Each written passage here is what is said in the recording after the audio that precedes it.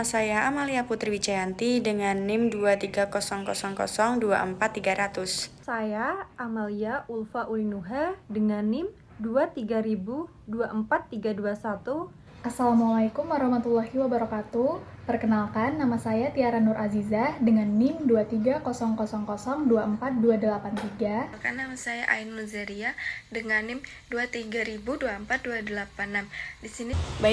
Di sini saya akan menjelaskan materi tentang pemutusan hubungan kerja di PT Sritek Rezeki Isman Tbk, yang dimana perusahaan ini adalah perusahaan tekstil besar di Sukoharjo, Jawa Tengah, dan menimbulkan dampak signifikan bagi pekerja dan masyarakat sekitar. PHK ini dipicu oleh beberapa faktor seperti kondisi keuangan, persaingan global, dampak pandemi COVID-19, dan perubahan tren konsumsi. Adapun juga kasus ini menyoroti pentingnya penerapan regulasi ketenagakerjaan di Indonesia, serta perlunya peran aktif pemerintah dalam memberikan perlindungan hukum, mediasi, dan solusi kebijakannya adil. Adapun juga respon pemerintah dalam menangani kasus ini menjadi sorotan terkait efektivitas regulasi dan implementasinya di lapangan. Begitupun juga saya akan memberikan sedikit kronologi tentang PHK di PT Sritek tersebut. PT Sritek tersebut itu resmi ditutup pada tanggal 1 Maret 2025 dengan total 11.025 pekerja yang terkena PHK, dan PHK tersebut dimulai pada bulan Mei 2021 dengan masalah kepailitan, yaitu penundaan dalam kewajiban pembayaran utang sebesar mencapai 12,9 triliun. Dan bulan Januari 2025 para kreditur menyetujui dalam perdamaian yang diajukan Sritek dan disahkan dalam putusan homologasi. Proses PHK dimulai dengan pekerja PT Biratrek Industri di Semarang. Tak hanya itu, di bulan Februari pada tahun 2025, kurator memberikan pemberitahuan kepada PHK, yaitu kepada PT Pekerja Sritek, adapun juga PT Prima Yuda, PT Sinar Panjajah, PT Biratrek, dan Sritek Grup resmi ditutup. Dampak dari kasus kepailitan tersebut, lebih dari 10.000 karyawan Sritek terkena PHK. Akibat dampak dari PT Sritek yang gagal membayar hutang, gagal memenuhi kesepakatan dalam rencana perdamaian, dan kondisi keuangan perusahaan yang semakin memburuk. Saya akan melanjutkan pembahasan mengenai penyebab, dampak, dan tanggapan pemerintah dalam kasus PHK massal PT Sritek.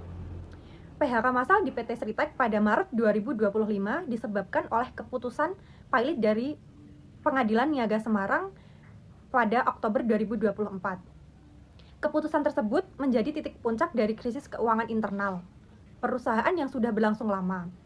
Selain itu, kebijakan pemerintah yang mempermudah impor tekstil turut memperparah kondisi industri tekstil dalam negeri, membuat produk lokal sulit bersaing dengan barang impor yang lebih murah. Kemudian dampak dari PHK ini sangat besar. Sekitar 10.000 pekerja dari 4 anak perusahaan Sritek di Jawa Tengah kehilangan pekerjaannya menjelang bulan Ramadan dan Idul Fitri, yang merupakan masa dengan kebutuhan ekonomi paling tinggi. Banyak pekerja telah mengabdi puluhan tahun, kini harus menghadapi ketidakpastian dan kesulitan mencari pekerjaan baru di tengah situasi ekonomi yang lesu. Kemudian, selain pekerja, dampak ini juga sangat berdampak kepada masyarakat di sekitar pabrik, terutama pedagang kecil dan pelaku usaha yang menggantungkan penghasilannya pada keberadaan pabrik. Kemudian, menanggapi krisis ini, pemerintah mengambil sejumlah langkah. Yang pertama adalah Presiden Prabowo Subianto melalui jajaran kementeriannya menyatakan komitmen untuk membantu para pekerja terdampak. Salah satunya upaya yang dilakukan adalah mendorong penyewaan aset Sritek kepada investor agar produk produksi bisa kembali berjalan dan menyerap tenaga kerja. Selain itu juga pemerintah menyediakan program pelatihan ulang untuk meningkatkan keterampilan para korban PHK agar dapat bekerja di sektor lain. Selain itu, pemerintah juga memberikan bantuan langsung tunai atau BLT sebagai bentuk bantuan ekonomi sementara. Pemerintah melalui Menteri Ketenagakerjaan juga memastikan bahwa hak-hak normatif para pekerja seperti kompensasi PHK, jaminan hari tua atau JHT, dan jaminan kehilangan pekerjaan atau JKP tetap dikawal dan dipenuhi sesuai ketentuan perundang-undangan. Baik, di sini saya akan menjelaskan pandangan dari berbagai sisi terkait PHK yang terjadi di PT Seritex. Yang pertama ada pandangan dari Bapak Said Iqbal, Presiden Partai Buruh. Yang pertama, ia berpandangan bahwa PHK yang terjadi di PT Seritex ini dianggap ilegal dan melanggar hukum. Kemudian yang kedua, tidak dilangsungkannya bipartit dan juga tripartit yang dimana seharusnya itu merupakan prosedur awal dalam hubungan industrial. Kemudian yang ketiga, tidak adanya ruang negosiasi dan juga penolakan bagi para pekerja dalam keputusan PHK tersebut. Kemudian, pandangan yang kedua itu merupakan pandangan dari Undang-Undang Ketenagakerjaan Nomor 13 Tahun 2003 dalam pasal 106 dan 107 yang berbunyi setiap perusahaan yang memiliki lebih dari 50 pekerja itu wajib membentuk lembaga kerjasama bipartit dan juga tripartit.